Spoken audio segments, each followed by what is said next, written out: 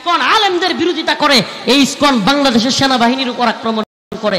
আমি জানতে চাই, তোমরা সংখ্যালঘু নাম দিয়া সেনাবাহিনীর উপর আক্রমণ করবা, মুসলমানদের দোকানপাটে আক্রমণ করবা, সাবধান হয়ে যাও। আমরা দাঙ্গা দাঙ্গা খেলার ভয় করি না। আমরা চাই না হিন্দুদের সাথে মুসলমানদের দাঙ্গা লাগুক, কিন্তু যদি তোমরা গায়ে পড়ে ঝগড়া করতে চাও, বাংলার জমিনে ইসকন এবং হিন্দুত্ববাদীদের দালালদের ছাড় দেওয়া হবে না। রাজি আছেন তো ইনশাআল্লাহ? রাজি আছেন তো ইনশাআল্লাহ? মুসলমানরা করে ভয় পায়? কারে ভয় পায়? কনসেপ্ট ক্লিয়ার থাকবে। জিজিয়া কেন? জিজিয়া তোমরা ইসলামের ভূমিতে, মুসলমানদের ভূমিতে থাকবা নতজানু হইয়া। কিভাবে নতজানু হইয়া? ভাইসা না। এটা অনেকের কাছে লাগতে পারে, আরে কয় কি? আল্লাহ নিজে বলতেছে আইয়াদি ওয়াহুম সাগিরুন, এরা সাগির, নিচু হয়ে থাকবে। কেন নিচু হয়ে থাকবে? ঈমান যে আনো নাই, আল্লাহর বিরুদ্ধে শিরিক করতেছো, কুফর করতেছো, এখানে কোনো ধরনের এই লামসাম গজামিল দেওয়ার জায়গায় নাই।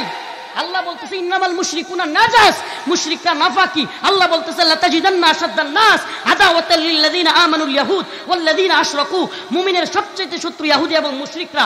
আল্লাহ বলতেছে ইয়া আইয়ুহাল্লাযিনা আমানু লা তাত্তাখিযুল ইয়াহুদা ওয়ান নাসারা আউলিয়া, তোমরা ইহুদি খ্রিস্টানদেরকে বন্ধু বানায়ো না। আল্লাহ বলতেছে ওয়ালান তারদা আনকাল ইয়াহুদ ওয়ালান নাসারা হাত্তা তাত্তাবিআ মিল্লাতাহুম, মুসলমানদের কোনোভাবেই রাজি খুশি হবে না এরা যতক্ষণ না মুসলমানরাও এদের ধর্মে না ঢুকবে। তাহলে এতগুলো আয়াত এত পরিষ্কার ভাবে বলার পরে কাফেরদের ব্যাপারে নমনীয়তা চলতে পারে? চলতে পারে। আমরা সহ অবস্থানে বিশ্বাসী। আবারও বলি, আমরা সকল ধর্মের লোকদের সাথে সহ অবস্থানে বিশ্বাসী, কিন্তু লিডিং থাকবে ইসলামের হাতে। আল্লাহ পাক বলছেন ওয়াইদি বিতালা ইব্রাহিম রাব্বাহু বিকালিমাতিন ফাতাম্মাহুন ক্বালা ইন্নী জাইলুকা লিন-নাসি ইমামা। ইব্রাহিম আলাইহিস সালামকে আল্লাহ বলতেছেন, ইব্রাহিম আমি তোমাকে এই জাতির নেতৃত্ব দিব। ইব্রাহিম আলাইহিস সালাম বলেন ক্বালা মিন যুররিয়াতি, আপনি কি আমার কওম থেকেও নেতৃত্ব দিবেন? আল্লাহ বলেন ক্বালা লা ইয়ানালু আহদুয যালিমিন, আমি জালিমদের থেকে, কাফেরদের মধ্য থেকে কাউকে নেতা বানাবো না। এই আয়াত প্রমাণ করে, তাফসিরে আসছে কোন কাফের মুসলমানদের নেতা হতে পারে না। কোন কাফের মুসলমানদের নেতা হতে পারে? মুসলমান ইমানদার। আরে ভাই, যেখানে আহলে কিতাবের ইহুদি খ্রিস্টানদের মেয়েদেরকে আগে বিয়ে করা যাইতো, ছেলে হলে, মুসলিম ছেলে হলে, আমার কথা কি বুঝাইতে পারতেছি না, ছেলে মুসলমান, মেয়ে ইহুদি খ্রিস্টান এক সময় ছিল। বর্তমান ইহুদি খ্রিস্টানদের সাথে না, মাসালা বুঝেন।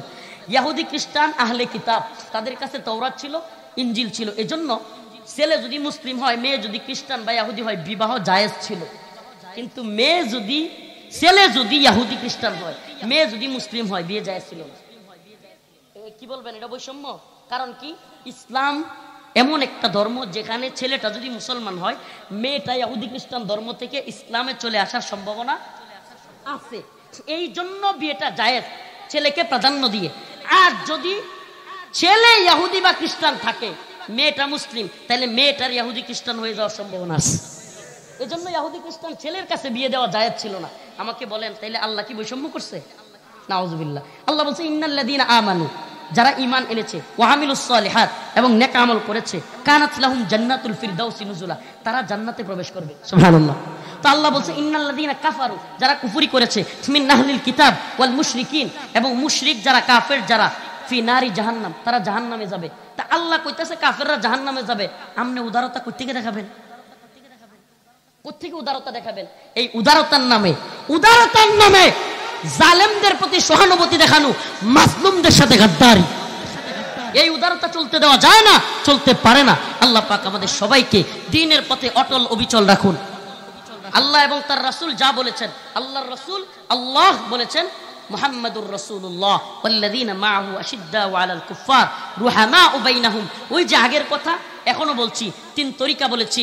একটা হলো দরজায় গিয়ে ঠাক ঠাক করে ধাক্কা মারা, আরেকটা হলো সালাম দেওয়া, আরেকটা হলো জিনিস ভিতর থেকে রেখে দেওয়া। আমরা জিনিস রেখে দেওয়াতেও বিশ্বাসী না, কট্টরপন্থাও বিশ্বাসী না। আমরা সুন্দরভাবে বুঝাইতে বিশ্বাসী, তবে হক কথাটাকে ঘুরাইয়া পেঁচাইয়া বলতে বিশ্বাসী না। কথা হবে ক্লিয়ার, কিন্তু সুন্দরভাবে। এতক্ষণ যে কথাগুলো বললাম, আল্লাহ এবং তার রাসূলের কাছে আত্মসমর্পণের কথা, এটাই হলো ইসলাম। কোরআন বলতেছে, আল্লাহ বলতেছে মুমিন কারা? ক্বালু সামি'না ওয়া আতা'না, যারা বলবে আল্লাহ আপনি বলছেন আমি শুনলাম আর মানলাম, কোনো ব্যাখ্যা নাই। মেয়ে অর্ধেক পাবে, ছেলে দ্বিগুণ পাবে, এটা কেমন ইসলাম? 4টা বিয়ে করা যায়, এটা কেমন ইসলাম? এক বদমাশ আমাকে রিমান্ডে পল্টনে হুজুর, এসআই নাম হলো জাহিদ। এই লোক শাইখুল হাদিস ইবনে শাইখুল হাদিস একাধিক বিয়ে করছে, এটা নিয়ে কথা উঠছে। সে আমার গাইলানো শুরু করছে, এই বেটা তোরা কি এর ফতোয়া দেস? একটাই রাখতারি না আবার 2টা 3টা? কারবারটা চিন্তা, তুই রাখতারস না, এলাকা আল্লাহর বিধান কি রহিত হয়ে গেছে গা? শেখ হাসিনা পর্দা করে না, পর্দার আয়াত কি রহিত হয়ে গেছে? বেগম খালেদা জিয়া পর্দা করে না, এলাকা মনে পর্দা এটা কনফার্ম বাতিল। নাউজুবিল্লাহ। আরে কিডা পর্দা করলো না, কেডা করলো এটা দেখবার বিষয় না, আল্লাহর বিধান আছে, ছিল, থাকবে। কে 2 বিয়ে করতে পারলো না, করলো না, 3য় বিয়ে করলো না, করতে পারলো না, কে জিহাদ করলো, করতে পারলো না, এটার জন্য কোনো আল্লাহর বিধান রহিত হয় নাই, আছে। আল্লাহ পাক আমাদের বুঝার তৌফিক দান করুক। এরপরে আমি যখন ওই আয়াত পড়ছি ফানকিহু মা তাবা লাকুম মিনান নিসাই ওয়া মাসনা ওয়া সুলাসা ওয়া রুবা, যে আল্লাহর বিধান এটা, কোরআনের আয়াত এটা, সূরাতুন নিসা, আমার আরো গাইলানি শুরু করছে, এই বেটা ফতোয়া দেস বদমাশ, গেট খুলে আমরা মারতে আসে। নাউজুবিল্লাহ। তাহলে বলেন আল্লাহর বিধানকে এইভাবে কটূক্তি করলে ঈমান থাকবে? কথা বলেন ঈমান থাকবে? আল্লাহর বিধানের সামনে মাথা নত করা, আল্লাহ এবং তার রাসূলের কাছে মাথা নত করা, এটাই হলো ঈমানের লক্ষণ। আল্লাহ পাক কবুল করুক, বলেন আমিন। ওয়া আখিরু দাওয়ানা আলহামদুলিল্লাহি রাব্বিল আলামিন।